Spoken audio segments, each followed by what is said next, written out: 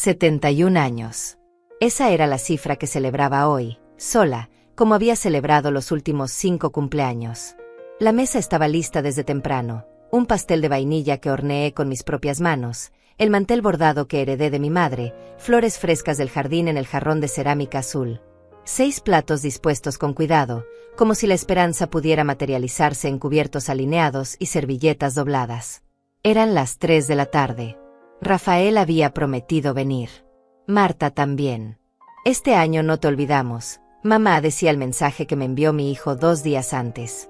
Lo había leído tantas veces que ya me lo sabía de memoria, buscando entre esas palabras algo más que una promesa vacía. Me senté en la silla que daba hacia la ventana. Desde ahí podía ver el camino de piedras que llevaba a la calle. Cada auto que pasaba hacía que mi corazón diera un pequeño salto. Pero ninguno se detenía. Todos seguían su camino, llevándose consigo ese destello frágil de ilusión. Las 3:30. Tomé mi teléfono y revisé la pantalla. Nada. Abrí nuestra conversación familiar y escribí: los espero con cariño. Preparé pastel. Toqué enviar y observé cómo aparecían las 2 palomitas azules. Leído. Pero no hubo respuesta. Me levanté y caminé hasta la cocina. El aroma dulce del pastel todavía flotaba en el aire. Lo había decorado con fresas frescas, de esas que a Rafael le encantaban cuando era niño. Qué tonto de mi parte recordar esos detalles cuando él claramente había olvidado la fecha completa. Las 4. Mi teléfono vibró. Era Rafael. Mamá, surgió algo del trabajo. Te llamo después. Surgió algo. Siempre surgía algo. El trabajo. Los niños. El tráfico. Una lista interminable de excusas que traducidas significaban lo mismo: no eres prioridad. Intenté llamar a Marta. Buzón de voz. Le envié un mensaje: hija, podrán venir aunque sea un rato. La respuesta llegó 15 minutos más tarde: mamá, hoy no va a poder ser. Los niños tienen actividades. Feliz cumpleaños. Los niños tienen actividades. Mis nietos, que llevaba meses sin ver, tenían actividades más importantes que visitar a su abuela. Me quedé mirando la mesa preparada. Los 6 platos brillaban bajo la luz de la tarde que entraba por la ventana. Había puesto tanto esfuerzo en cada detalle. El mantel planchado sin una sola arruga. Las copas de cristal que solo sacaba en ocasiones especiales. Todo perfecto. Todo inútil. Las 5. Afuera, mi vecina Daniela regaba sus plantas. Tiene casi mi edad, tal vez un par de años menos. Me vio a través de la ventana y me saludó con una sonrisa cálida. Le devolví el gesto, tratando de que mi cara no delatara el nudo que tenía en la garganta. Caminé hasta el aparador y saqué una vela blanca. Una sola. La clavé en el centro del pastel y la encendí. La llama pequeña bailaba con cada uno de mis suspiros, proyectando sombras temblorosas en las paredes de esta casa que de repente se sentía demasiado grande y demasiado silenciosa. Me senté frente al pastel. Cerré los ojos. Intenté pensar en un deseo, pero lo único que venía a mi mente eran recuerdos. Los cumpleaños cuando Rafael y Marta eran pequeños. Sus risas llenando cada rincón. Alberto a mi lado, diciéndome al oído que éramos afortunados. Que teníamos todo lo que importaba. Abrí los ojos. La vela seguía ardiendo. Yo seguía sola. Soplé. El humo subió en una espiral delgada que desapareció en el aire vacío. Corté una porción del pastel y la coloqué en uno de los platos buenos. Me forcé a comer. Cada bocado sabía a esfuerzo desperdiciado. A espera inútil. A todas las veces que prioricé a mis hijos sobre mí misma, creyendo que algún día ellos harían lo mismo. Cuando terminé, lavé el plato con movimientos automáticos. Guardé lo que quedaba del pastel en el refrigerador. Quité el mantel de la mesa y lo doblé despacio, sintiendo la textura gastada bajo mis dedos. Los platos regresaron al aparador. Las copas a su lugar. Las flores al jardín. Borré cada evidencia de mi esperanza. Me senté en el sofá de la sala, en la penumbra creciente de la tarde que moría. Tomé el álbum de fotografías que guardaba en la mesa de centro. Pasé las páginas despacio. Ahí estaba Rafael a los 7 años, con su uniforme de la escuela. Marta a los 10, abrazando el perro que tuvimos. Los dos juntos en aquella Navidad, cuando Alberto todavía vivía y nuestra familia parecía inquebrantable. Cuando había cambiado todo. Cuando había pasado de ser mamá a ser una obligación. Una llamada pendiente. Un mensaje sin responder. Mi teléfono vibró. Era un mensaje de Rafael en el grupo familiar. Feliz cumpleaños, mamá. Perdón por no poder ir. Prometo que nos vemos pronto. Prometo que nos vemos pronto. Las mismas palabras de siempre. Las mismas que me decían cada vez que cancelaban. Cada vez que posponían. Cada vez que elegían cualquier cosa sobre mí. No respondí. Solo observé el mensaje brillando en la pantalla oscura. La noche cayó sobre la casa como una manta pesada. Encendí una lámpara. La luz amarillenta apenas alcanzaba a llenar los rincones de sombra. Me quedé ahí sentada, con el álbum abierto sobre mis piernas, mirando fotos de una familia que ya no existía. Pensé en Alberto. En cómo él hubiera manejado esto. Él siempre fue mejor con las palabras, mejor para poner límites cuando era necesario. Yo había sido la suave, la que cedía, la que perdonaba todo porque eso hacen las madres. Eso me habían enseñado que hacen las madres. Pero Alberto llevaba 8 años bajo tierra. Y yo llevaba 8 años aprendiendo que la suavidad a veces es solo otra palabra para invisible. El teléfono volvió a vibrar. Otro mensaje. Esta vez de Marta. Te quiero, mamá. Disculpa por hoy. Te quiero. 2 palabras que antes significaban tanto y ahora sonaban huecas. Palabras baratas que no costaban nada pronunciar, pero que tampoco venían acompañadas de acciones. Las 10 de la noche. Me preparé para ir a dormir. Me cepillé el cabello frente al espejo del baño, observando mi rostro bajo la luz cruda. 71 años de arrugas ganadas honestamente. De ojeras acumuladas en noches, cuidando hijos enfermos. De líneas de expresión formadas por sonrisas que di incluso cuando no tenía ganas. Me metí en la cama. La misma cama que había compartido con Alberto durante 33 años. Ahora solo ocupaba mi lado, dejando el otro intacto, como si en algún momento él fuera a regresar y reclamar su espacio. Cerré los ojos. Intenté dormir. Pero el silencio era ensordecedor. Un silencio lleno de todas las palabras que no me dijeron. De todos los abrazos que no me dieron. De todas las horas que esperé junto a una mesa preparada para una familia que nunca llegó. 71 años. Y por primera vez en mi vida, me pregunté si había algo profundamente equivocado en seguir esperando. En seguir preparando mesas para personas que ya habían decidido que yo no valía su tiempo. Me dormí con esa pregunta flotando en la oscuridad. Sin saber que al día siguiente, todo cambiaría de maneras que nunca hubiera imaginado. Desperté con el sabor amargo del día anterior todavía pegado al paladar. La luz de la mañana entraba tímida por las cortinas, dibujando líneas delgadas sobre las sábanas arrugadas. Me quedé ahí acostada unos minutos más, mirando el techo, ese mismo techo que había visto cada mañana durante los últimos 40 años. Mi teléfono descansaba en la mesita de noche. Lo tomé y revisé la pantalla casi por costumbre. 2 mensajes nuevos. Uno de Daniela, mi vecina. Buenos días, Dalva. Pasé ayer y vi las luces encendidas hasta tarde. Todo bien. El otro era de la compañía de electricidad, recordándome el pago pendiente. Nada de Rafael. Nada de Marta. Ni siquiera un buenos días después del cumpleaños que olvidaron. Otra vez. Me levanté despacio. Las articulaciones protestaron con ese crujido matutino que se había vuelto mi banda sonora diaria. Fui al baño. Me lavé la cara con agua fría. La mujer que me devolvió la mirada desde el espejo parecía más cansada que de costumbre. Más pequeña de alguna manera. En la cocina, preparé café. El ritual era reconfortante, llenar la cafetera con agua, medir el café molido, esperar a que el líquido oscuro comenzara a gotear. Me serví una taza y me senté junto a la ventana. Afuera, el mundo seguía moviéndose como si mi cumpleaños solitario no hubiera significado nada para nadie. Y supongo que no lo hizo. Abrí el refrigerador y ahí estaba, el pastel de ayer, todavía cubierto con papel transparente. Las fresas comenzaban a verse un poco marchitas. Cerré la puerta. No tenía hambre. El teléfono vibró. Mi corazón dio ese salto absurdo de esperanza. Pero era solo un mensaje promocional del supermercado. Ofertas en productos de limpieza. 2x1 en detergente. Me forcé a comer algo. Una tostada con mermelada. Sabía a cartón. Todo sabía a nada últimamente. Decidí limpiar. Cuando no sabía qué hacer con mis pensamientos, limpiaba. Pasé la escoba por toda la casa, barriendo el polvo que se acumulaba en las esquinas como evidencia de mi soledad. Limpié los vidrios de las ventanas. Sacudí los cojines del sofá.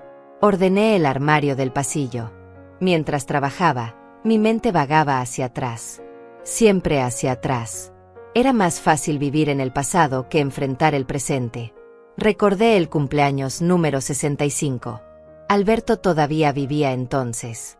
Había organizado una pequeña reunión sorpresa. Rafael y Marta vinieron con sus familias. Hubo risas, abrazos, fotografías. Me sentí rodeada de amor. Pero incluso entonces, mirando hacia atrás con honestidad brutal, ya había señales. Rafael pasó la mayor parte del tiempo hablando por teléfono sobre trabajo. Marta se fue temprano porque los niños tenían escuela al día siguiente. Fueron apenas 2 horas de sus vidas que me regalaron con cuentagotas. El cumpleaños número 66 fue diferente.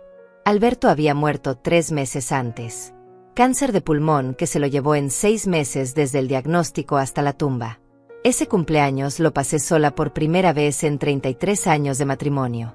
Rafael llamó tarde en la noche, con excusas sobre reuniones importantes. Marta envió un mensaje. Solo un mensaje. 67, 68, 69, 70. Cada año la misma historia con pequeñas variaciones. Promesas rotas. Llamadas apresuradas. Mensajes fríos que decían feliz cumpleaños sin sentir el peso de las palabras.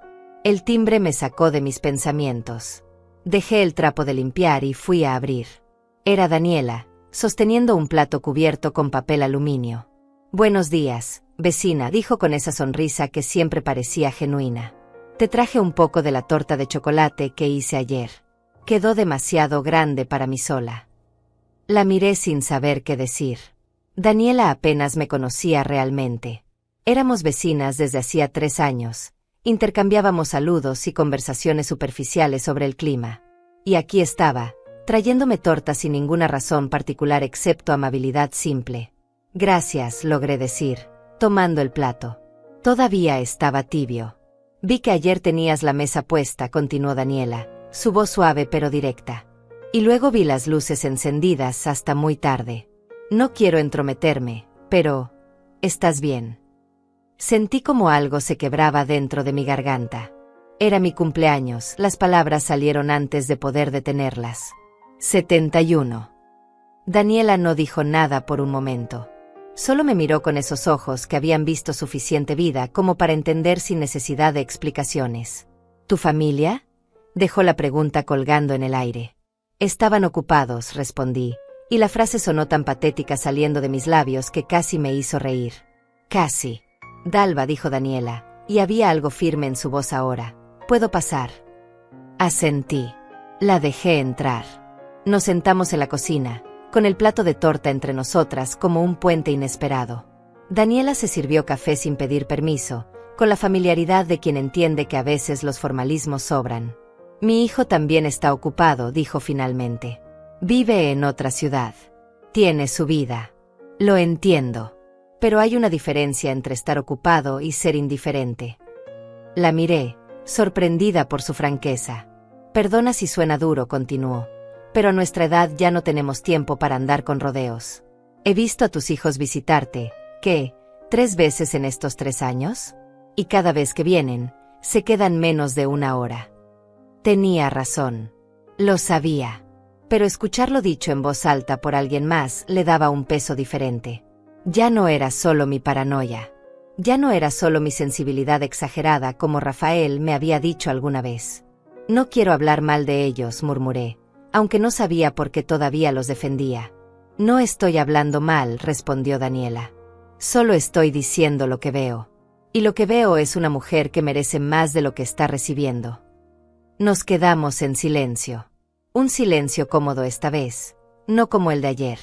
Daniela no esperaba que yo dijera nada.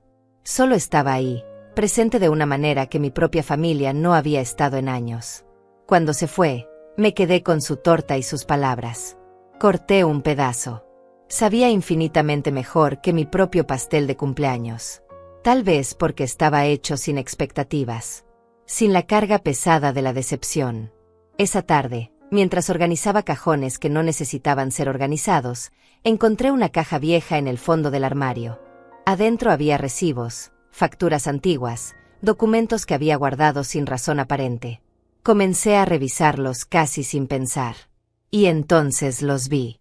Los recibos de todas las veces que había ayudado a mis hijos con dinero. El préstamo de $2,000 para el coche de Marta. Los 1,500 para el tratamiento dental de Rafael. Los 800 para no sé qué curso. Los 300 para la reparación del techo. Los 500 para la matrícula de Diana. Saqué una hoja de papel y comencé a sumar. El total me dejó sin aliento. $14,000 en los últimos 5 años. $14,000 que presté con la promesa de que me los devolverían. Dinero que Alberto y yo ahorramos trabajando turnos dobles, negándonos vacaciones, comprando ropa en rebajas. Nunca me devolvieron ni un centavo. Ni uno solo. Me senté en el suelo del dormitorio, rodeada de papeles, sintiendo como la evidencia física de mi propia ingenuidad me miraba desde cada recibo amarillento. Mi teléfono sonó. Era Marta. Por un segundo consideré no responder. Pero la costumbre era más fuerte que mi voluntad. Hola, mamá, su voz sonaba alegre, despreocupada. Perdona por ayer. De verdad. Es que los niños tenían esa presentación en la escuela y no pudimos cancelar. Entiendo, dije, aunque ya no estaba segura de entender nada. Oye, te llamo porque necesito pedirte un favor. Por supuesto que sí. Por supuesto que necesitaba algo. Cerré los ojos y esperé. Es que Diana necesita una computadora nueva para la escuela. La que tiene ya no le sirve. Estaba pensando que tal vez tú podrías ayudarnos con unos $500. Ya sabes, como regalo de abuela. $500. Como regalo. Miré los recibos esparcidos a mi alrededor. 14,000 más 500 serían 14,500. Marta, comencé, pero ella me interrumpió. Sé que es mucho, mamá, pero tú sabes cómo son estas cosas. Los niños necesitan tecnología para estudiar. No queremos que Diana se quede atrás. No, dije. La palabra salió pequeña pero clara. Hubo un silencio del otro lado de la línea que se sintió eterno. Podía escuchar la respiración de Marta, ese jadeo suave de sorpresa que hacía cuando algo no salía como esperaba. Finalmente habló, y su voz había cambiado de tono, volviéndose más aguda, más tensa. ¿Cómo que no, mamá? Es para tu nieta. Para su educación. No te estoy pidiendo dinero para mí, es para Diana. Me quedé mirando los recibos esparcidos en el suelo. $14,000 en papel amarillento que contaban la historia de mi propia tontería. De todas las veces que dije que sí cuando debía haber dicho no. De todas las veces que creí que dar dinero era lo mismo que dar amor, o peor aún, que era la forma de mantener a mis hijos cerca. Marta, llevo años prestándoles dinero que nunca me devuelven. Tengo todos los recibos aquí delante de mí. Son $14,000 que todavía me deben entre tú y tu hermano. Escuché como ella resoplaba con irritación. Mamá, no puedes estar llevando cuentas así. Somos familia. Las familias se ayudan entre sí. Además, papá te dejó bien situada cuando murió. No es como si necesitaras ese dinero para sobrevivir. Esas palabras me golpearon como piedras. No es como si necesitaras ese dinero. Como si el hecho de que Alberto hubiera sido cuidadoso con nuestras finanzas les diera derecho automático a todo lo que quedó. Como si su herencia hubiera comenzado el día que él murió y yo fuera solo la guardiana temporal de lo que ellos consideraban suyo. El dinero que tu padre me dejó es mío, Marta. Lo ahorramos juntos durante 33 años de matrimonio. No es dinero de ustedes hasta que yo ya no esté. Eso suena muy egoísta, mamá. Siempre nos enseñaste que la familia era lo primero, que debíamos apoyarnos unos a otros. Y ahora resulta que eso solo aplicaba cuando éramos niños y necesitábamos de ti, pero no funciona al revés. Me puse de pie, sintiendo como la sangre subía a mi cabeza. Caminé hacia la ventana y miré afuera. Daniela estaba en su jardín otra vez, podando las rosas con movimientos lentos y cuidadosos. Ella no tenía idea de la conversación que estaba teniendo, de cómo sus palabras de esta mañana habían plantado algo dentro de mí que ahora comenzaba a crecer. Marta, ¿cuándo fue la última vez que me visitaste sin necesitar algo? Sin venir a pedirme dinero, o ayuda, o que cuidara a los niños mientras ustedes salían. ¿Cuándo fue la última vez que viniste solo porque querías verme? Otro silencio. Este fue más largo. Podía escuchar ruidos de fondo, la televisión, alguien hablando. Vida sucediendo del otro lado mientras mi hija decidía cómo responder a una pregunta que no debería haber necesitado hacerse. No puedo creer que estés siendo así, mamá. Después de todo lo que hemos hecho por ti. Te llamamos, te enviamos mensajes. No es nuestra culpa que estés tan sensible últimamente. Tal vez deberías hablar con alguien sobre eso. A tu edad, a veces las personas se ponen un poco, ya sabes, raras con estas cosas. Raras. Me estaba diciendo que estaba rara porque esperaba que mis hijos se acordaran de mi cumpleaños. Porque esperaba algo más que mensajes fríos y llamadas apresuradas. Porque esperaba ser tratada como una madre y no como un cajero automático con brazos. No voy a darte los $500, Marta. Y tampoco voy a seguir prestando dinero que sé que nunca me van a devolver. Si Diana necesita una computadora, ustedes son sus padres. Ustedes deben conseguirla. Está bien, su voz se había vuelto dura ahora, metálica. Ya entendí el mensaje. Mamá, no te preocupes. No volveremos a molestarte con nuestros problemas. Al parecer tu dinero es más importante que tu propia familia. Colgó antes de que pudiera responder. Me quedé con el teléfono en la mano, mirando la pantalla que decía llamada finalizada. Sentí un nudo en el estómago, esa sensación horrible de haber decepcionado a alguien. Pero debajo de esa sensación había otra cosa. Algo más pequeño pero más sólido. Algo que se parecía al alivio. Me senté en la cama y volví a mirar los recibos. No eran solo papeles. Eran evidencia de un patrón que había estado negándome a ver. Un patrón que comenzó mucho antes de que Alberto muriera, pero que se había vuelto imposible de ignorar después. Recordé cuando Rafael cumplió 30 años. Alberto y yo organizamos una cena en nuestra casa. Cocinamos durante 2 días, compramos vino caro, decoramos todo con esmero. Rafael llegó 2 horas tarde, se quedó apenas el tiempo suficiente para comer y abrir los regalos, y luego se fue diciendo que tenía una reunión importante temprano al día siguiente. Era sábado.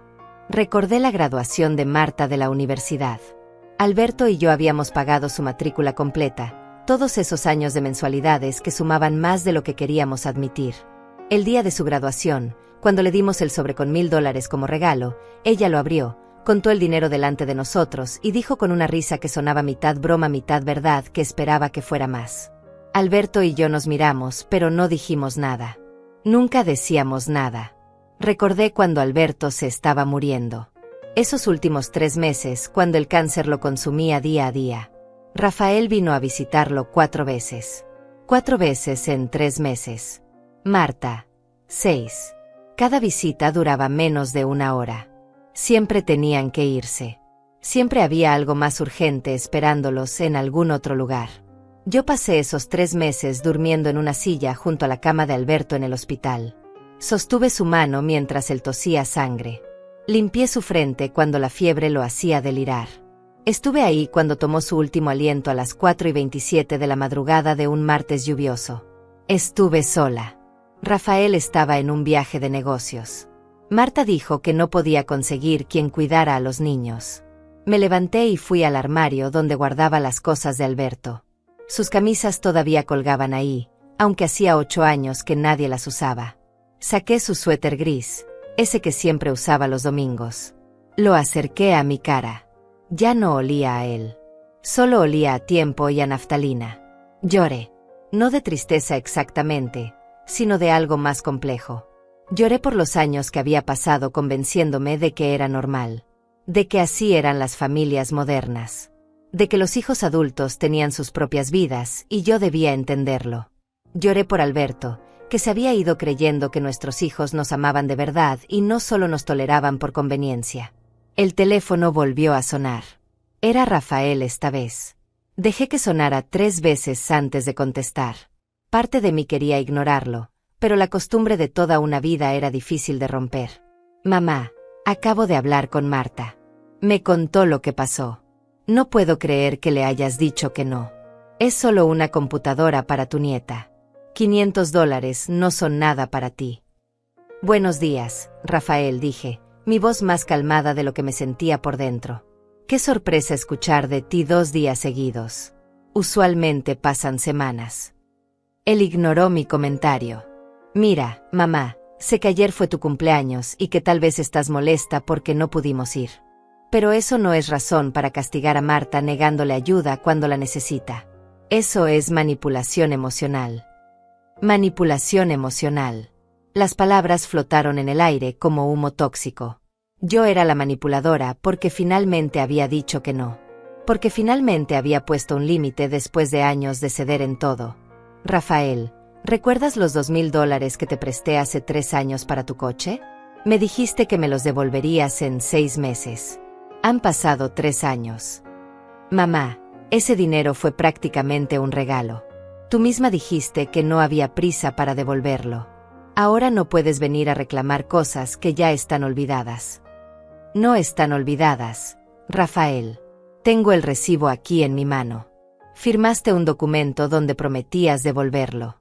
Lo mismo con los $1,500 para tu tratamiento dental.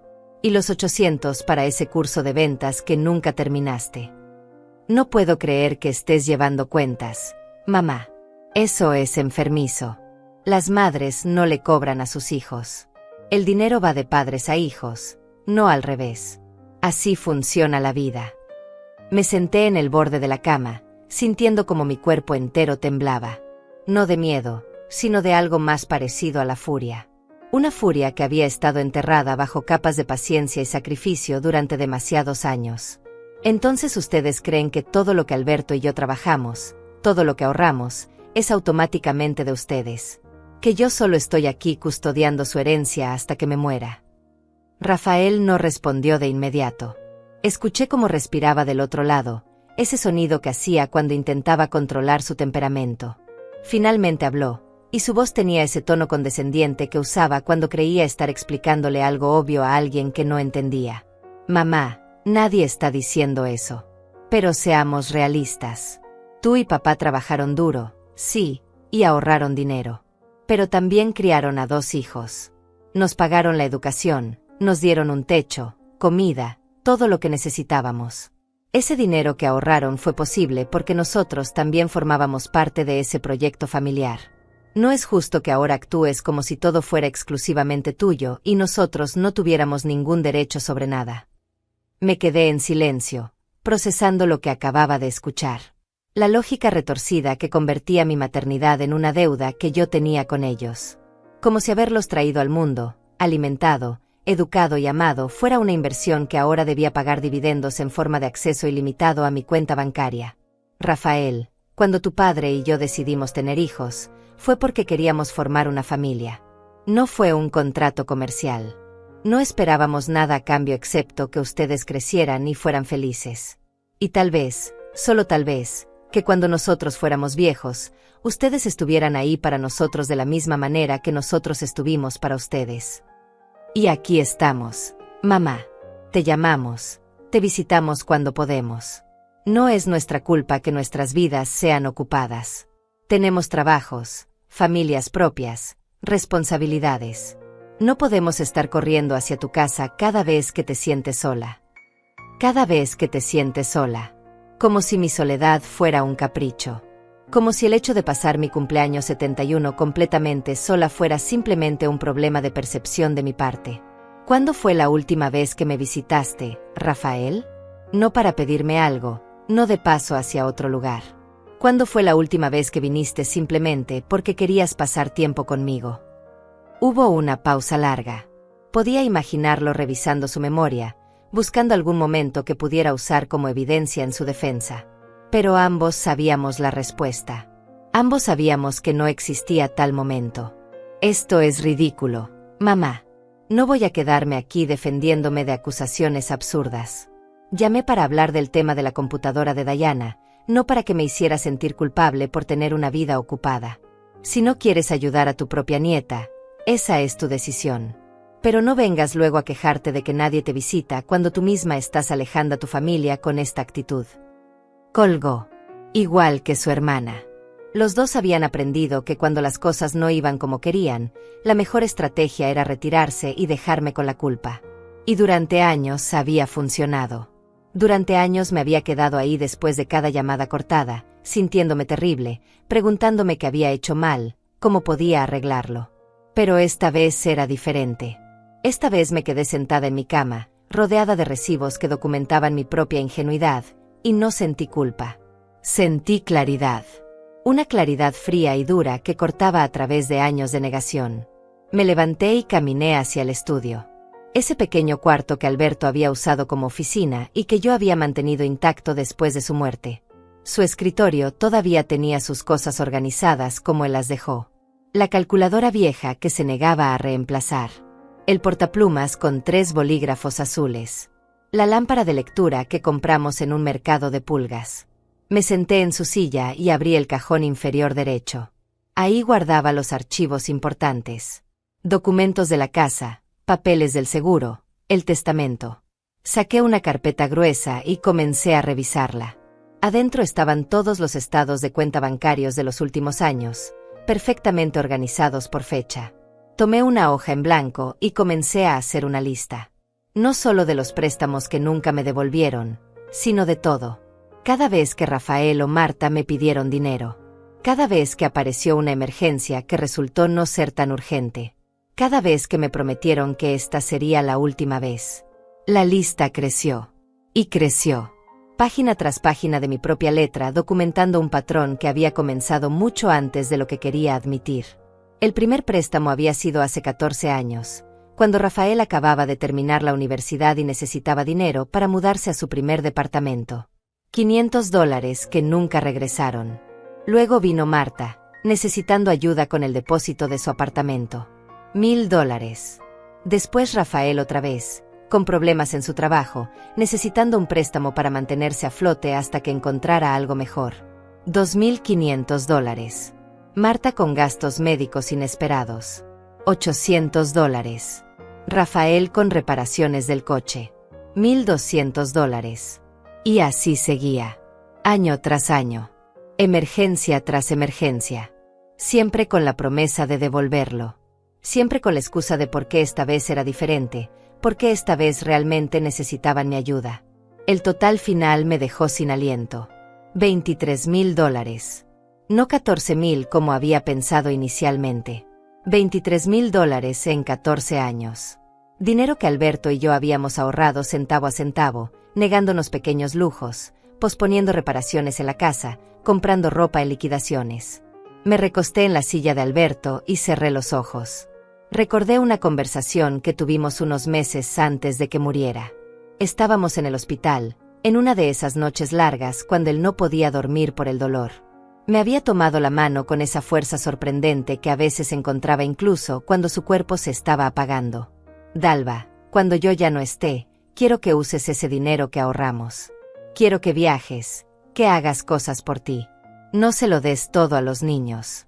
Ellos ya son adultos, tienen sus propias vidas. Prométeme que vas a pensar en ti primero. Le había prometido, pero no había cumplido. En los 8 años desde su muerte, había seguido dando y dando, como si mantener a mis hijos financieramente dependientes pudiera mantenerlos cerca emocionalmente. Como si el dinero pudiera comprar el amor que no me daban libremente. El teléfono sonó otra vez. Esta vez era un número desconocido. Dudé antes de contestar, pero finalmente lo hice. Señora Rosales. Era una voz de mujer joven, profesional. Habla Jessica desde el Banco Central. La llamo porque hemos detectado actividad inusual en su cuenta y queríamos verificar algunas transacciones con usted. Mi corazón se aceleró. ¿Qué tipo de actividad? Bueno, hemos visto varios intentos de acceso a su cuenta en línea desde diferentes dispositivos. Los intentos fueron bloqueados por nuestro sistema de seguridad porque las contraseñas ingresadas eran incorrectas. Ha sido usted quien ha intentado acceder desde una computadora en la ciudad de San Rafael y desde un teléfono móvil registrado en otra dirección. San Rafael. Ahí vivía Rafael. No, yo no he intentado acceder desde ningún otro lugar que no sea mi casa. Entiendo. También notamos que hubo una consulta reciente sobre sus cuentas de ahorro y sus certificados de depósito. ¿Usted autorizó a alguien para obtener esa información? Un frío recorrió mi espalda. No, no he autorizado a nadie para nada relacionado con mis cuentas. Muy bien, señora Rosales. Voy a proceder a cambiar todas sus contraseñas y vamos a poner alertas adicionales en sus cuentas.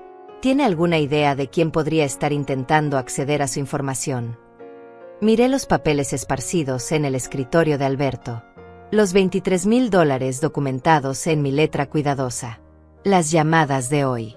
La rabia mal disimulada cuando les dije que no y de repente todo encajó con una claridad que me hizo sentir náuseas. Creo que sí, respondí, mi voz apenas un susurro. Creo que sé exactamente quién es. Después de colgar con el banco, me quedé sentada en la oscuridad creciente del estudio.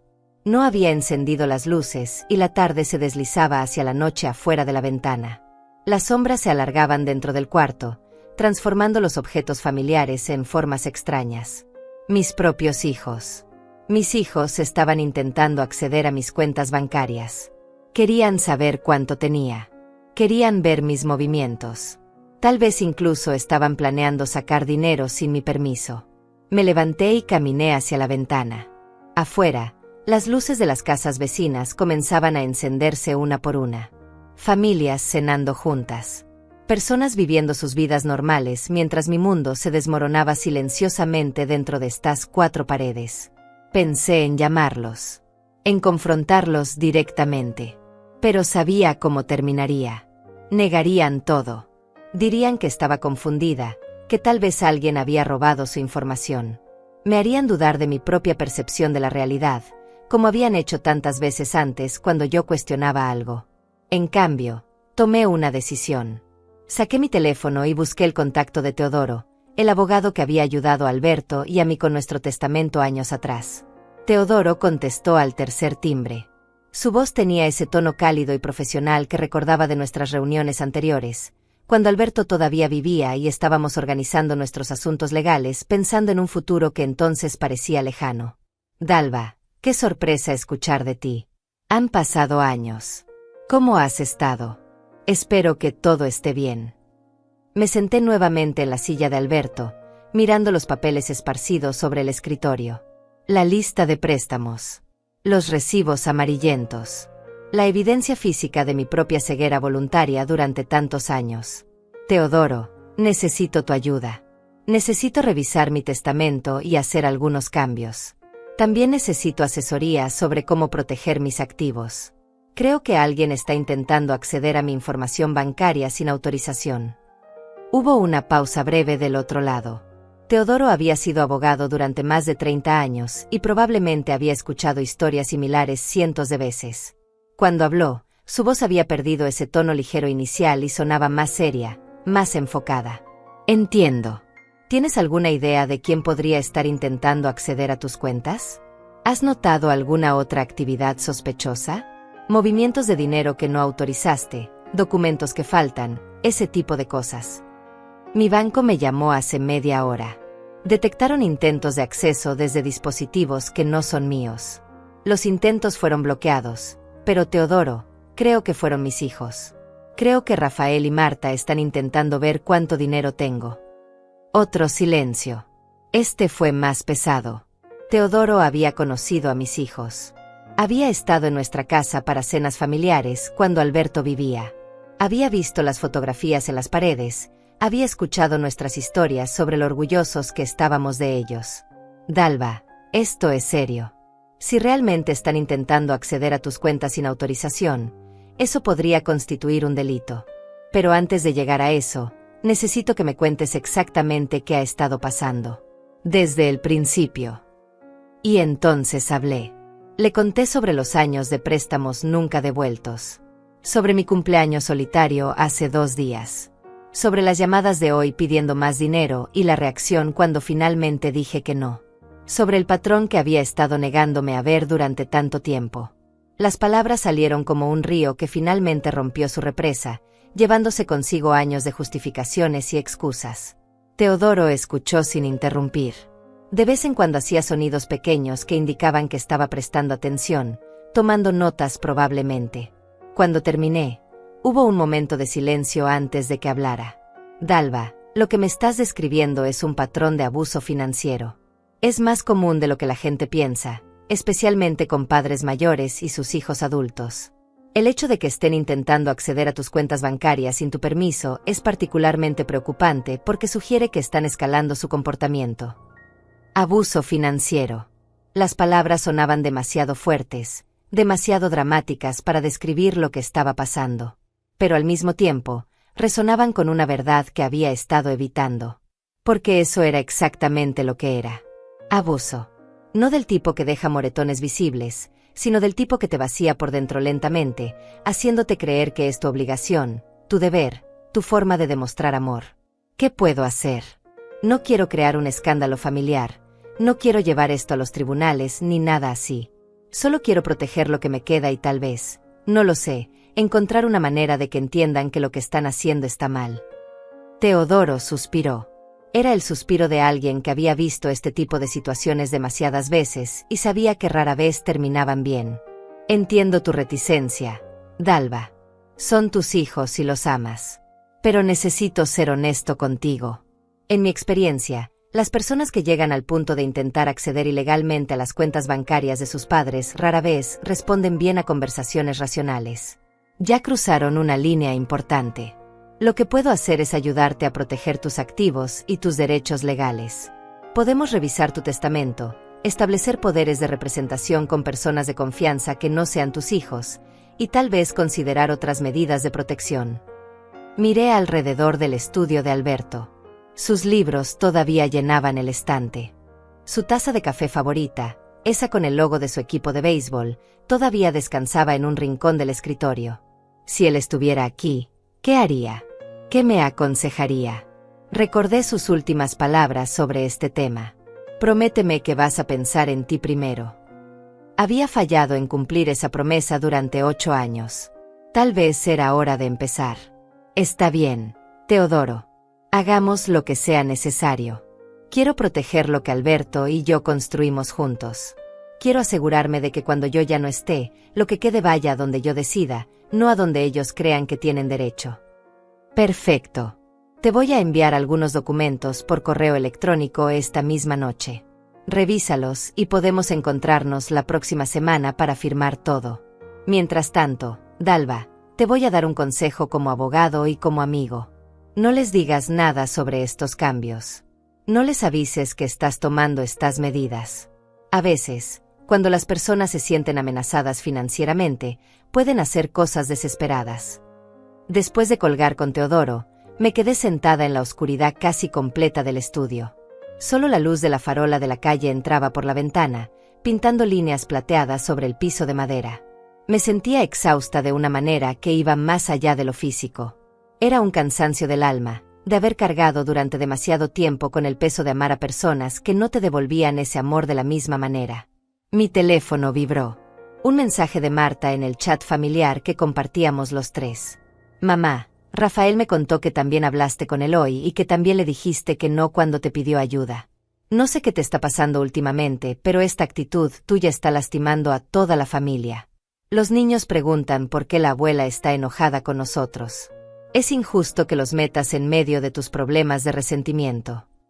Leí el mensaje 2 veces. Luego lo leí una tercera vez.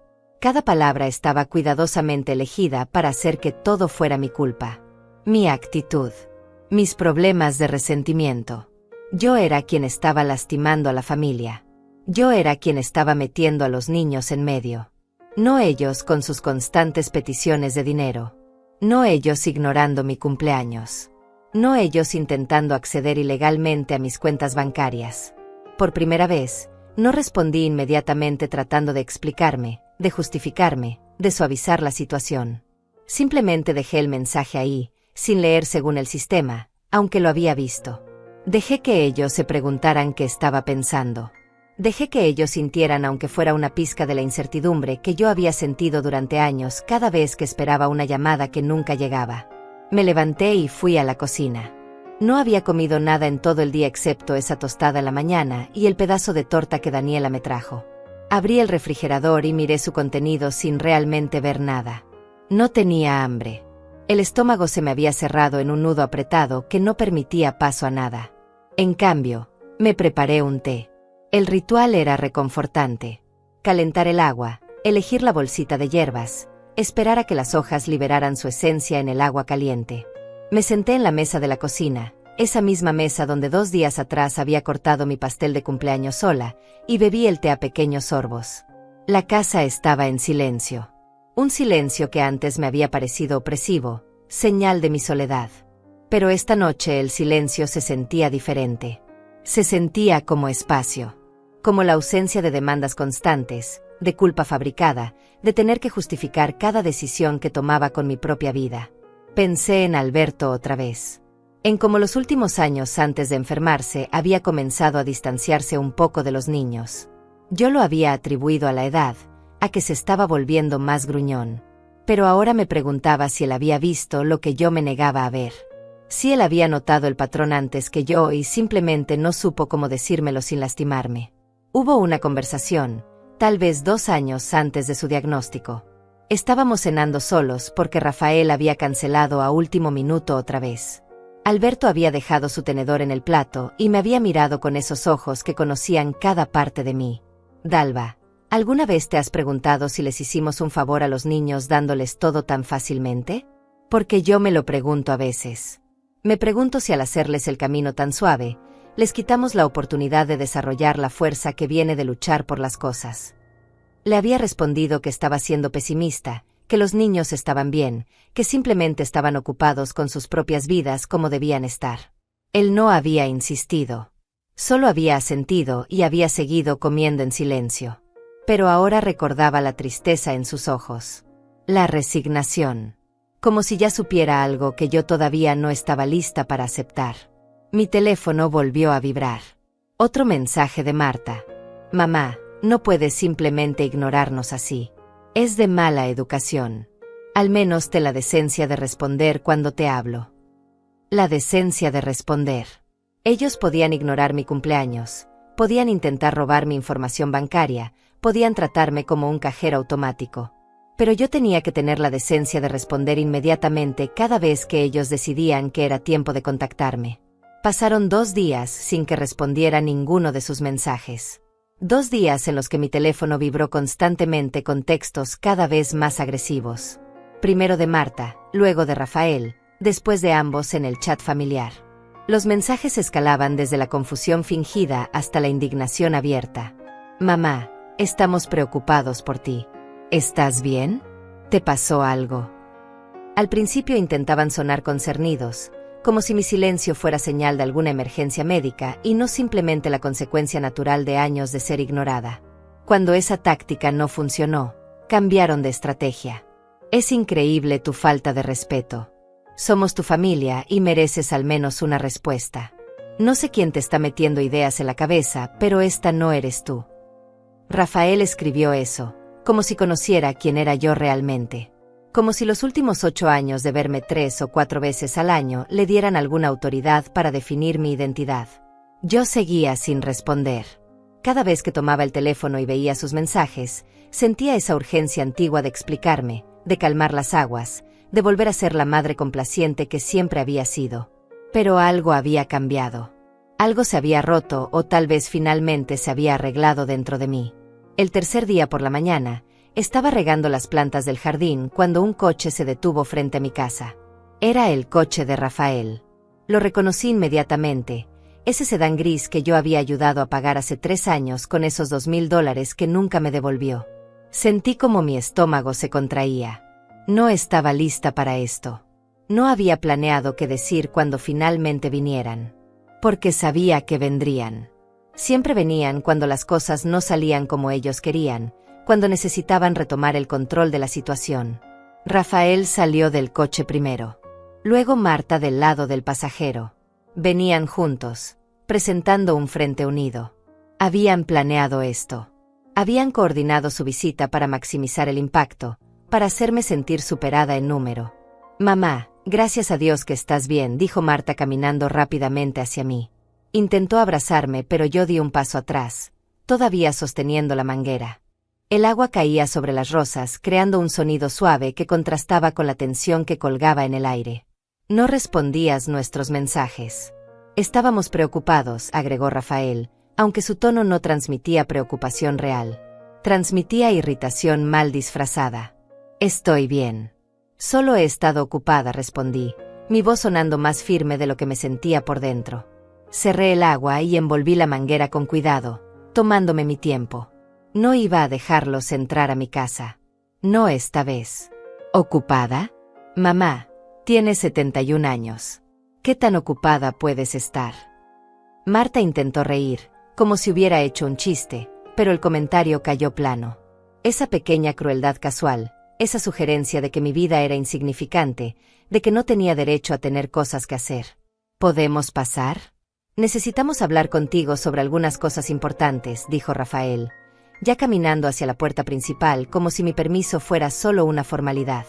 Prefiero que hablemos aquí afuera, dije, plantándome en mi lugar. Hace buen día.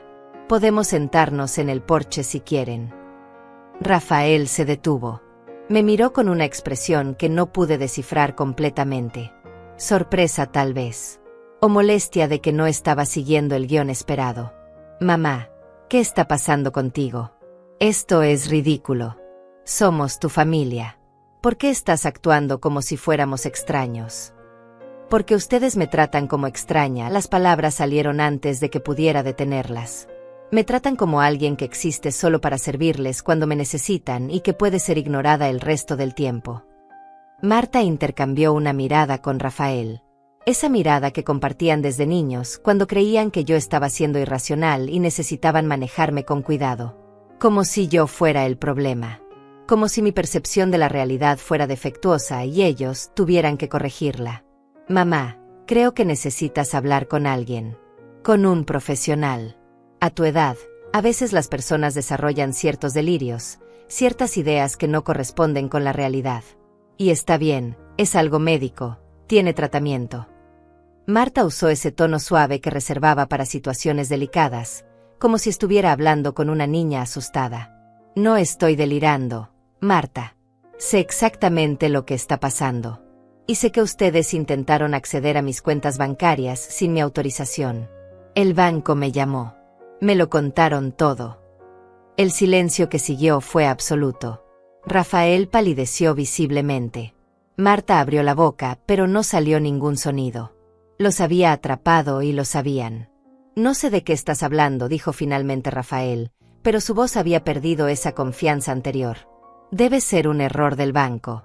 Tal vez alguien robó nuestra información. Eso pasa todo el tiempo. Los intentos vinieron desde tu computadora en San Rafael y desde el teléfono de Marta. El banco tiene registros de todo. No me mientan más. Ya no funciona. Marta dio un paso hacia adelante, su expresión transformándose de esa dulzura falsa a algo más duro, más real. ¿Y qué si lo hicimos? Tenemos derecho a saber cómo estás manejando el dinero de papá. Es nuestra herencia también. Tenemos derecho a asegurarnos de que no estés siendo engañada por alguien o tomando decisiones estúpidas. El dinero de papá es mío. Él me lo dejó a mí. En el testamento está clarísimo. Cuando yo muera, ustedes recibirán lo que yo decida dejarles. Pero mientras yo viva, es mi dinero y yo decido qué hacer con él. Y no tienen ningún derecho a acceder a mi información privada. Esto es increíble, Rafael comenzó a caminar en círculos, sus manos gesticulando con esa agitación que mostraba cuando las cosas no iban como planeaba. Toda nuestra vida nos enseñaste sobre la familia, sobre estar unidos, sobre apoyarnos mutuamente. Y ahora resulta que todo eso era mentira. Ahora que tienes dinero, de repente eres otra persona. Egoísta. Desconfiada. No eres la madre que conocíamos. Tienes razón. No soy la madre que conocían. La madre que conocían decía que sí a todo. La madre que conocían se quedaba callada cuando ustedes la lastimaban. La madre que conocían seguía dando incluso cuando ustedes solo tomaban. Esa madre se cansó. ¿Sabes qué? Está bien, dijo Marta, su voz subiendo de volumen. Si así quieres jugar, está bien. Pero vamos a tomar medidas legales. Vamos a demostrar que no estás en condiciones de manejar tus propios asuntos. Que estás senil, confundida. Vamos a conseguir poder legal sobre ti, te guste o no. Pueden intentarlo, respondí con una calma que me sorprendió a mí misma. Pero acabo de pasar 2 días con mi abogado. Todo está en orden. Mi testamento está actualizado. Tengo evaluaciones médicas que demuestran que estoy perfectamente lúcida. Y tengo documentación de cada centavo que les he prestado durante los últimos 14 años. $23,000 que nunca me devolvieron. $23,000 con recibos firmados por ustedes. Los dos se quedaron paralizados. No esperaban que yo estuviera preparada. Durante años les había enseñado que podían empujarme sin consecuencias.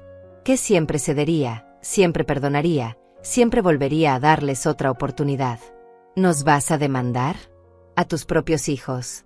La voz de Rafael temblaba entre la incredulidad y la rabia. ¿Eso es lo que te está aconsejando ese abogado? ¿Destruir a tu propia familia por dinero? Yo no estoy destruyendo nada, Rafael. Ustedes ya destruyeron esta familia hace años. Yo solo estoy finalmente viendo lo que siempre estuvo ahí. Rafael y Marta se quedaron parados en mi jardín, mirándome como si fuera una extraña. Y tal vez lo era. Tal vez la madre que ellos conocían realmente había dejado de existir en algún momento de estos últimos días, reemplazada por alguien que finalmente había encontrado su columna vertebral después de años de doblegarse. Esto no se va a quedar así, dijo Rafael finalmente, su voz baja pero cargada de amenaza. Vamos a hablar con abogados. Vamos a revisar todas las opciones legales que tenemos. No puedes simplemente echarnos de tu vida después de todo lo que hemos hecho por ti. ¿Todo lo que han hecho por mí? ¿Cómo qué, Rafael? Dime exactamente qué han hecho por mí en los últimos 8 años desde que su padre murió. Quiero escucharlo. Él abrió la boca, pero no salieron palabras. Miró a Marta buscando apoyo, pero ella también estaba en silencio, tal vez por primera vez dándose cuenta de que no tenían respuesta para esa pregunta. Te llamamos, dijo finalmente Marta, pero incluso ella parecía darse cuenta de lo débil que sonaba. Te enviamos mensajes. Venimos a visitarte. Me llaman cuando necesitan algo. Me visitan tal vez 3 veces al año y se quedan menos de 1 hora. Y siempre, cada visita termina con alguna petición de dinero o algún favor que necesitan. Eso no es familia, Marta. Eso es conveniencia. Se fueron minutos después, subiendo a ese coche gris que yo había ayudado a comprar, sin despedirse, sin mirar atrás. Los vi alejarse por la calle hasta que desaparecieron en la esquina. Solo entonces me permití temblar. Me senté en las escaleras del porche, sintiendo como las piernas ya no me sostenían. Había hecho algo irreversible. Había cruzado una línea que no se podía descruzar. Parte de mí quería correr detrás de ellos, disculparme, decir que todo había sido un malentendido. Pero otra parte, una parte más fuerte, sabía que había hecho lo correcto. Que había esperado demasiado tiempo para hacerlo. Daniela salió de su casa en ese momento. Me vio sentada en las escaleras y caminó hacia mí sin decir nada. Se sentó a mi lado, nuestros hombros casi tocándose, y simplemente estuvo ahí. No preguntó qué había pasado. No ofreció consejos que no pedí. Solo estuvo presente, y en ese momento, eso era todo lo que necesitaba. Los vi llegar, dijo finalmente. Y los vi irse. No parecían contentos. No lo están, respondí, mi voz sonando cansada incluso para mis propios oídos. Les dije cosas que debía haberles dicho hace años. Puse límites que debía haber puesto hace mucho tiempo. ¿Y cómo te sientes? Esa era una pregunta más complicada de lo que parecía. ¿Cómo me sentía? Asustada, liberada, culpable, fuerte, triste, esperanzada. Todo al mismo tiempo en una mezcla confusa que no sabía cómo desenredar. Me siento como si hubiera saltado de un acantilado y todavía estuviera cayendo sin saber dónde voy a aterrizar, dije finalmente. Daniela asintió como si entendiera perfectamente. Cuando mi esposo murió hace 10 años, tuve que tomar una decisión similar con mi hermana. Ella había estado sacándome dinero durante años, siempre con una historia triste, siempre con una emergencia. Cuando finalmente le dije que no, me acusó de ser cruel, de olvidarme de la familia. No me habló durante 3 años. ¿Y ahora? Pregunté. Ahora hablamos de vez en cuando. Superficialmente. Nunca volvimos a ser cercanas como éramos cuando niñas. Pero aprendí algo importante. Aprendí que a veces el amor significa dejar que las personas enfrenten las consecuencias de sus acciones. Incluso cuando esas personas son familia. Nos quedamos sentadas ahí mientras el sol se movía lentamente por el cielo. Daniela eventualmente se fue a su casa, pero me invitó a cenar más tarde. Dije que sí. Fue agradable tener algo que esperar, algo simple y sin complicaciones. El resto del día lo pasé en un estado extraño de alerta tranquila. Esperaba que Rafael o Marta llamaran, que enviaran más mensajes, que regresaran con nuevos argumentos o nuevas amenazas. Pero el teléfono permaneció en silencio. Un silencio que era tanto un alivio como una confirmación de todo lo que había dicho. Cuando finalmente había dejado de ser útil para ellos, había dejado de existir. Por la tarde, mientras organizaba papeles en el estudio de Alberto, encontré una carta que él había escrito y nunca envió. Estaba metida entre las páginas de uno de sus libros favoritos, escrita en su letra inclinada que se volvía más difícil de leer hacia el final debido al temblor en sus manos por la enfermedad. Dalva, comenzaba la carta. Si estás leyendo esto, significa que ya no estoy y has estado revisando mis cosas. Hay algo que necesito decirte que nunca tuve el valor de decir en vida. Los niños no son lo que esperábamos que fueran. No sé en qué momento perdimos su respeto, o si alguna vez lo tuvimos realmente. Pero sé que después de que yo me vaya, van a intentar aprovecharse de ti. Van a usar tu bondad contra ti. Por favor, no los dejes. Por favor, piensa en ti primero por una vez en tu vida. Te mereces ser feliz, incluso si esa felicidad no incluye a ellos. Leí la carta 3 veces, sintiendo como las lágrimas rodaban por mis mejillas. Alberto lo había sabido. Lo había visto. Y había intentado protegerme incluso desde más allá de la tumba. Me pregunté cuándo había escrito esto.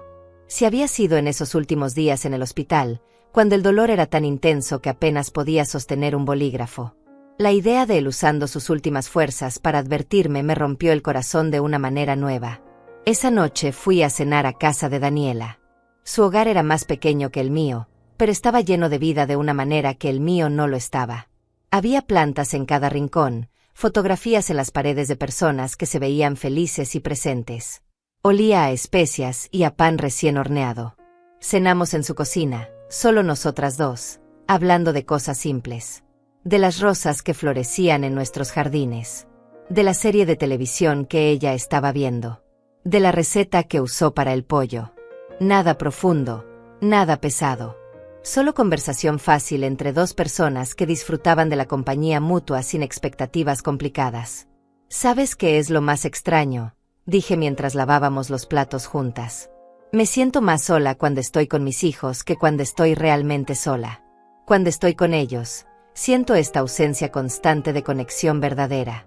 Como si estuviera hablando, pero nadie realmente me escuchara. Como si estuviera ahí, pero fuera invisible al mismo tiempo. Daniela secó un plato despacio antes de responder. Eso no es extraño. Eso es la diferencia entre estar sola y sentirse sola. Puedes estar rodeada de gente y sentirte completamente aislada. O puedes estar físicamente sola pero sentirte conectada contigo misma y con las pocas personas que realmente importan. Regresé a mi casa cerca de las 9 de la noche. Las luces estaban apagadas y la casa estaba en silencio. Pero era un silencio diferente al de hace una semana. Ya no se sentía opresivo. Se sentía como posibilidad. Como espacio para respirar. Revisé mi teléfono antes de acostarme. Había un mensaje. No de Rafael ni de Marta, sino de un número que tardé un momento en reconocer. Era Dayana, mi nieta. Abuela, sé que las cosas están raras con mamá y el tío Rafael. Solo quería que supieras que yo te quiero. Y que entiendo por qué hiciste lo que hiciste. He visto cómo te tratan. No está bien. Espero que podamos seguir hablando aunque ellos estén enojados. Te extraño. Leí el mensaje varias veces, sintiendo como algo cálido se expandía en mi pecho. Diana tenía 16 años. Era lo suficientemente joven como para todavía estar bajo el control de sus padres, pero lo suficientemente mayor como para ver las cosas con claridad. Y había elegido contactarme a pesar de lo que probablemente significaría para ella en casa. Le respondí: mi amor, gracias por escribirme. Yo también te extraño mucho. Las puertas de mi casa siempre están abiertas para ti. Siempre. Puse el teléfono en la mesita de noche y me acosté. Por primera vez en días, dormí profundamente, sin despertarme cada hora, sin pesadillas sobre confrontaciones o acusaciones. Solo un sueño largo y reparador. Los días siguientes cayeron en una rutina nueva. Me levantaba temprano, desayunaba sin prisa, cuidaba mi jardín. Daniela y yo comenzamos a tomar café juntas algunas mañanas. Ella me presentó a otras vecinas del área, mujeres de mi edad que también vivían solas, que también habían perdido esposos, que también tenían relaciones complicadas con sus familias. Nos encontrábamos los jueves en la tarde en la casa de una de ellas. No era nada formal, solo un grupo de mujeres tomando té y compartiendo historias. Pero había algo profundamente reconfortante en estar rodeada de personas que entendían, que no juzgaban, que habían vivido suficiente vida como para saber que las cosas rara vez eran blancas o negras. Una tarde, casi 2 semanas después de la confrontación con Rafael y Marta, recibí una llamada de un número desconocido. Dudé antes de contestar, pero algo me hizo responder. «¿Señora Rosales?» Habla el oficial Méndez del Departamento de Policía. Necesito hacerle algunas preguntas sobre un reporte que recibimos. Mi corazón se detuvo. ¿Un reporte? ¿Sobre qué? Sus hijos, Rafael y Marta Rosales, presentaron una denuncia alegando que usted está siendo influenciada indebidamente por terceros para cambiar su testamento. También sugieren que podría estar experimentando deterioro cognitivo y que están preocupados por su bienestar. Necesitamos verificar estas acusaciones. Cerré los ojos. Por supuesto que lo habían hecho. Por supuesto que habían llevado las cosas a este nivel. Cuando no pudieron manipularme, cuando no pudieron intimidarme, recurrieron a las autoridades intentando forzar su voluntad. Oficial, estoy perfectamente bien. Tengo 71 años, pero estoy en plenas facultades mentales. Tengo evaluaciones médicas recientes que lo confirman. Y los cambios en mi testamento fueron decisión mía, consultada con mi abogado de toda la vida. El oficial Méndez llegó a mi casa al día siguiente por la mañana. Era un hombre de unos 45 años, con cabello canoso en las sienes y una expresión que había visto demasiadas historias familiares complicadas como para sorprenderse fácilmente. Venía acompañado de una oficial más joven, la oficial Vargas, que llevaba una tablet y tomaba notas de todo. Los invité a pasar y nos sentamos en la sala. Había preparado café, más por costumbre que por necesidad. Ellos aceptaron cortésmente y durante unos minutos intercambiamos palabras superficiales sobre el clima y el vecindario mientras el café se enfriaba en las tazas. Señora Rosales, entiendo que esta situación debe ser difícil para usted, comenzó el oficial Méndez con un tono que intentaba ser amable pero que mantenía esa distancia profesional necesaria. Sus hijos están muy preocupados. Dicen que ha habido cambios abruptos en su comportamiento, que ha cortado comunicación con ellos, y que están preocupados de que alguien la esté manipulando para aislarse de su familia. Escuché en silencio, dejando que terminara. La oficial Vargas me observaba con atención, probablemente entrenada para detectar signos de confusión o deterioro cognitivo. Dejé que mirara. No tenía nada que esconder. Oficial, entiendo la preocupación de mis hijos, aunque debo decir que encuentro interesante que esta preocupación haya aparecido exactamente en el momento en que dejé de darles dinero. Durante los últimos 8 años desde que mi esposo murió, me he sentido muy sola. Mis hijos me visitaban 3 o 4 veces al año, siempre apurados, siempre con alguna razón para irse rápido. Pero nunca estuvieron preocupados por mi bienestar entonces. Solo ahora que puse límites financieros, de repente soy una persona vulnerable que necesita protección. El oficial Méndez intercambió una mirada con su compañera. Era una mirada que reconocí. Había escuchado esta historia antes, o alguna versión de ella. Entiendo. ¿Puede contarme más sobre estos límites financieros? Sus hijos mencionaron que les debe dinero y que se niega a pagárselos. No pude evitar reír ante la ironía absoluta de esa afirmación. Oficial, permítame mostrarle algo. Fui al estudio y regresé con la carpeta que había preparado. Adentro estaban todos los recibos, perfectamente organizados por fecha, cada uno con la firma de Rafael o Marta reconociendo el préstamo y prometiendo devolverlo. También incluí los estados de cuenta bancarios que mostraban las transferencias, copias de cheques, todo documentado meticulosamente durante 14 años. Esto es todo el dinero que les he prestado a mis hijos desde el año 2011. $23,000 en total. Cada préstamo está documentado. Cada uno tiene una promesa de devolución. No me han devuelto ni un centavo. Y hace 2 semanas, cuando me negué a prestarles $3,500 adicionales para un viaje de vacaciones, de repente me convertí en alguien que necesita intervención legal. La oficial Vargas tomó la carpeta y comenzó a revisarla. Sus cejas se alzaron ligeramente mientras pasaba las páginas. El oficial Méndez también se inclinó para ver, su expresión volviéndose más seria. También tengo esto, continué, sacando otra carpeta.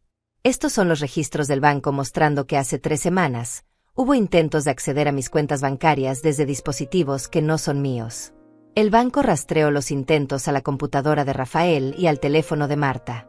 Intentaron entrar a mi información financiera sin mi autorización. Cuando confronté a mis hijos sobre esto, se pusieron furiosos. Y ahora estoy aquí, siendo investigada por las autoridades porque supuestamente yo soy el problema. El silencio que siguió fue largo. El oficial Méndez dejó su taza de café en la mesa, se recostó en el sofá y me miró con una expresión que había cambiado completamente desde que llegó. Señora Rosales, ¿usted ha considerado presentar cargos contra sus hijos por intento de fraude? Porque intentar acceder sin autorización a las cuentas bancarias de otra persona es un delito, incluso si esa persona es un familiar. La pregunta me tomó por sorpresa. Había estado tan enfocada en defenderme que no había considerado pasar a la ofensiva. No quiero meter a mis hijos en problemas legales, oficial. Solo quiero que me dejen en paz. Quiero vivir el resto de mis años con dignidad y sin ser tratada como un recurso que se puede explotar. El oficial Méndez asintió lentamente. Entiendo. Pero necesita saber que lo que ellos están haciendo tiene consecuencias legales. No solo el intento de acceder a sus cuentas, sino también presentar un reporte falso a la policía alegando que usted está incapacitada cuando claramente no lo está. Eso también es un delito. Están usando recursos policiales para intentar intimidarla y manipularla. La oficial Vargas cerró su tablet y me miró directamente. Señora Rosales, veo este tipo de casos más seguido de lo que la gente piensa. Abuso financiero de adultos mayores, casi siempre por parte de familiares cercanos. Usted está haciendo exactamente lo correcto al documentar todo y al establecer límites. No deje que la culpa la haga retroceder. Se fueron media hora después, dejándome con una sensación extraña de validación mezclada con tristeza. Las autoridades habían visto lo que mis propios hijos se negaban a ver o a admitir. Había estado en lo correcto todo el tiempo, pero eso no hacía que doliera menos. Esa tarde, Dayana apareció en mi puerta. No había avisado que vendría. Simplemente estaba ahí con su mochila escolar y los ojos rojos como si hubiera estado llorando. La dejé entrar sin hacer preguntas y la abracé en el pasillo, sintiendo como su cuerpo delgado temblaba contra el mío. Mamá y el tío Rafael están furiosos, dijo finalmente cuando nos sentamos en la cocina con chocolate caliente. Dijeron que la policía los hizo quedar como tontos. Que tú les mostraste a los oficiales un montón de papeles falsos inventando deudas que no existen. Están planeando contratar un abogado para demandarte por difamación. Dejé que hablara, que sacara todo lo que había estado cargando. Dayana era una niña atrapada en medio de un conflicto de adultos, forzada a elegir bandos cuando no debería tener que hacerlo.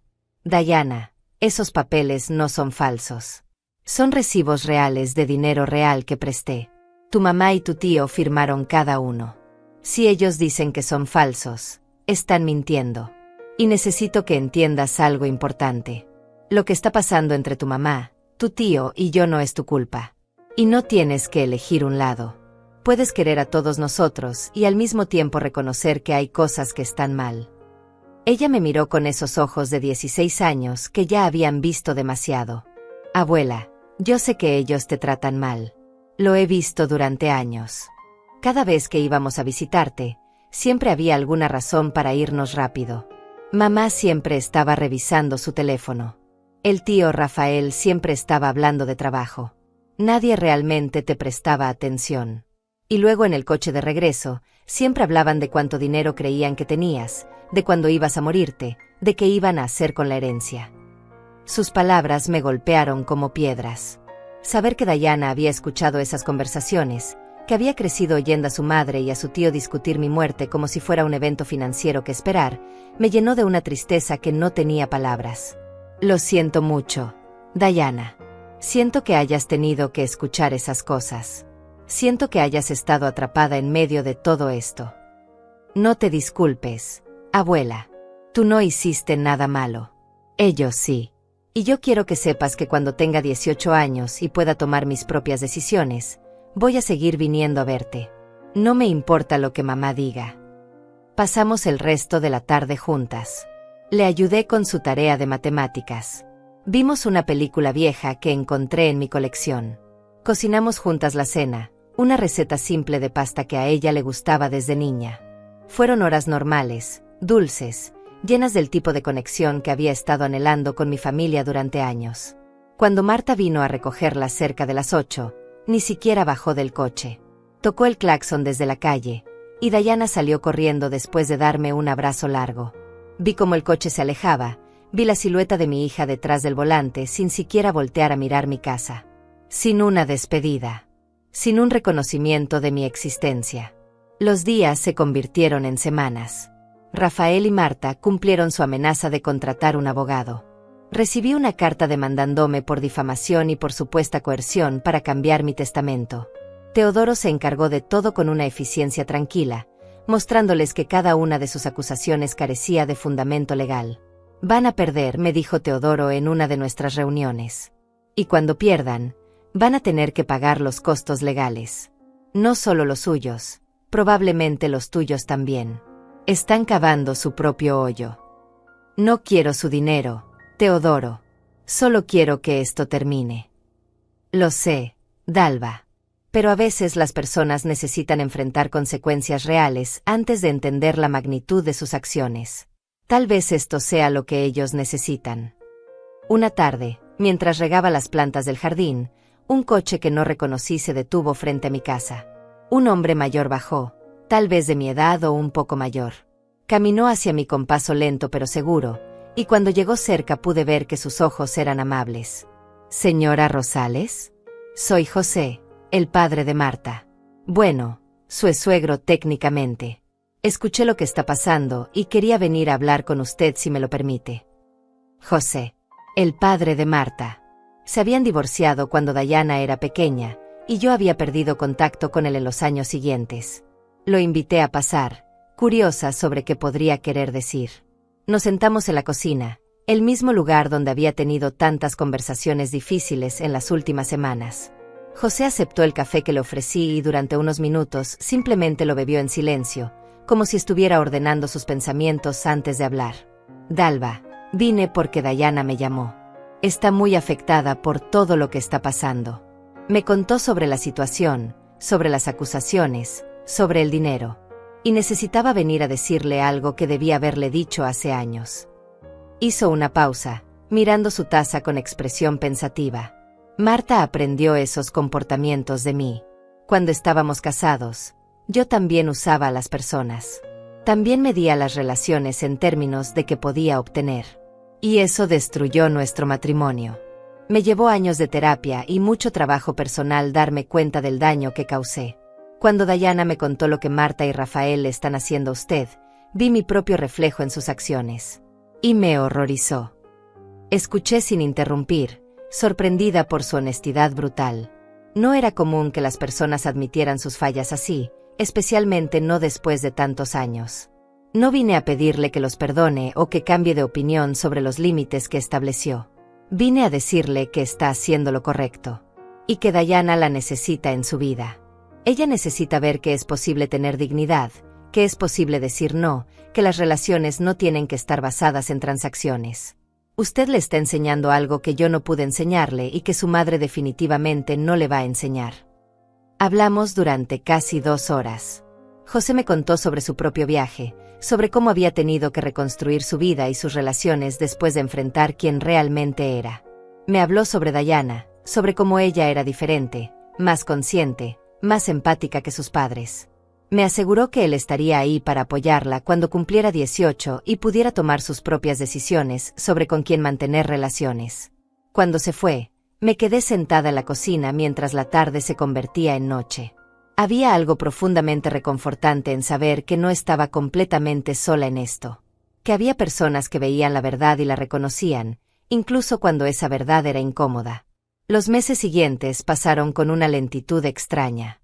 El caso legal se disolvió eventualmente, exactamente como Teodoro había predicho. Rafael y Marta retiraron la demanda cuando se hizo evidente que no solo la perderían, sino que enfrentarían consecuencias por presentar acusaciones falsas. Tuvieron que pagar los costos legales, varios miles de dólares que probablemente les dolieron más que cualquier otra cosa que hubiera podido hacerles. Dejaron de contactarme por completo después de eso. Sin llamadas, sin mensajes, sin intentos de reconciliación. Era como si hubiera dejado de existir para ellos. Y descubrí algo sorprendente. No me dolía tanto como pensé que lo haría. Había pasado tanto tiempo sintiendo esa ausencia cuando ellos estaban supuestamente presentes en mi vida, que su ausencia real no era tan diferente. De hecho, era más honesta. Dayana me visitaba cada 2 semanas. A veces venía después de la escuela y hacíamos la tarea juntas. Otras veces venía los fines de semana y cocinábamos o veíamos películas.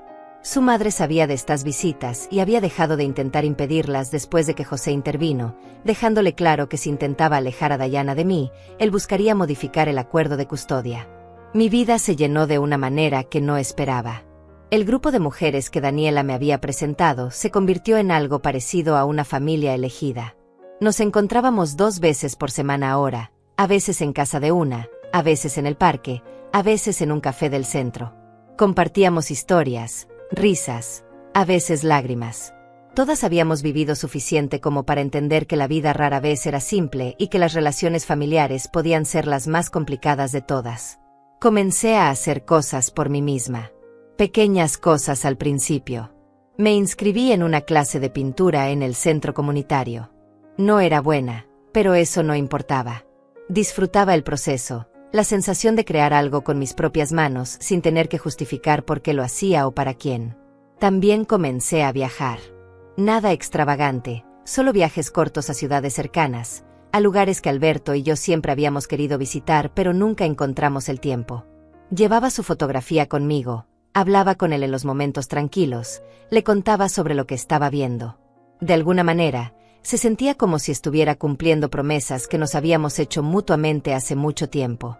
Un año después de aquel cumpleaños 71 que cambió todo, me encontré nuevamente preparando una celebración. Pero esta vez era diferente. La mesa no tenía 6 puestos esperando a personas que no vendrían. Tenía 8 puestos para personas que realmente querían estar ahí. Daniela y sus 2 hijas que habían venido de visita. 3 mujeres de mi grupo. Dayana. Y José, que se había convertido en un amigo inesperado durante estos meses. El pastel no era uno que yo había horneado en soledad. Era uno que Daniela y yo habíamos hecho juntas esa mañana, riendo mientras intentábamos seguir una receta complicada que encontramos en internet. No había salido perfecto, pero era hermoso de una manera imperfecta y real. Cuando todos llegaron, la casa se llenó de voces y risas genuinas. Conversaciones que fluían naturalmente sin forzarlas. Abrazos que duraban más de 2 segundos. Presencia real de personas que elegían estar ahí no por obligación, sino por afecto verdadero. Cuando llegó el momento de soplar las velas, Dayana se paró junto a mí y puso su brazo alrededor de mis hombros. Pide un deseo, abuela. Un deseo grande. Cerré los ojos. Un año atrás, mi deseo hubiera sido que Rafael y Marta me amaran de verdad, que mi familia se reconciliara, que pudiéramos volver a ser lo que alguna vez pensé que éramos. Pero ahora, mirando alrededor de la mesa a estas personas que habían elegido estar en mi vida, que me daban su tiempo y su atención libremente, mi deseo era diferente. Deseé tener la sabiduría para seguir eligiendo a las personas correctas. Deseé tener el coraje para mantener mis límites incluso cuando fuera difícil. Deseé tener más años como este, rodeada de amor que no tenía que comprar ni rogar. Soplé las velas y todos aplaudieron. Daniela cortó el pastel y lo sirvió mientras José contaba una historia divertida sobre algo que le había pasado en el trabajo. Las hijas de Daniela le mostraban a Dayana algo en sus teléfonos, las tres riendo por alguna broma interna. Las mujeres de mi grupo conversaban sobre el próximo libro que íbamos a leer. Y yo estaba ahí, en el centro de todo, sintiendo algo que no había sentido en años. Paz. Verdadera paz que venía de saber que finalmente estaba viviendo de manera auténtica, rodeada de personas que me veían realmente. Esa noche, después de que todos se fueron, me senté en el sofá con una taza de té y miré las fotografías que habíamos tomado durante la celebración. En cada una, mi sonrisa era real. Mis ojos brillaban con algo más que lágrimas contenidas. Me veía más joven de alguna manera, como si al soltar el peso de relaciones tóxicas hubiera recuperado años que creía perdidos. Mi teléfono vibró. Un mensaje de un número que reconocí después de un momento. Era Marta.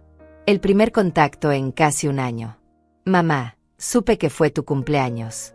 Felicidades. Dayana nos contó que tuviste una fiesta. Me alegro de que hayas estado rodeada de gente. Leí el mensaje varias veces. No había disculpa. No había reconocimiento de todo lo que había pasado.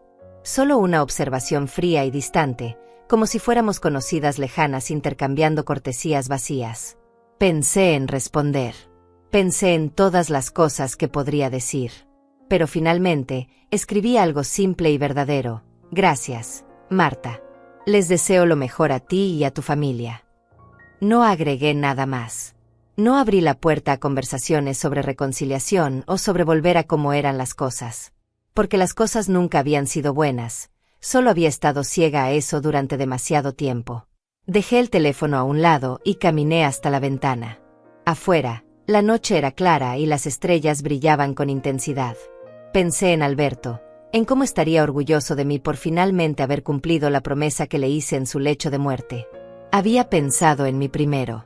Había elegido mi felicidad y mi dignidad sobre la comodidad de mantener la paz a cualquier costo. Lo logré, susurré hacia las estrellas. Hacia donde quiera que Alberto estuviera ahora. Finalmente lo logré. Y en el silencio que siguió, en esa casa que ya no se sentía vacía sino llena de posibilidades, supe que había dicho la verdad. Había construido una vida nueva sobre los escombros de la antigua. Una vida más pequeña tal vez, pero infinitamente más auténtica. Una vida donde el amor era algo que se demostraba con acciones, no solo con palabras vacías o lazos de sangre. Me preparé para dormir sintiéndome más liviana de lo que me había sentido en años. 72 años ahora, y finalmente aprendiendo que nunca era demasiado tarde para elegirse a uno mismo. Nunca era demasiado tarde para cerrar puertas que solo traían dolor y abrir ventanas hacia la luz. Me acosté en mi cama, en el lado que siempre había sido mío, y cerré los ojos. Mañana sería otro día. Y por primera vez en mucho tiempo, esperaba ese mañana con algo más que resignación. Lo esperaba con esperanza.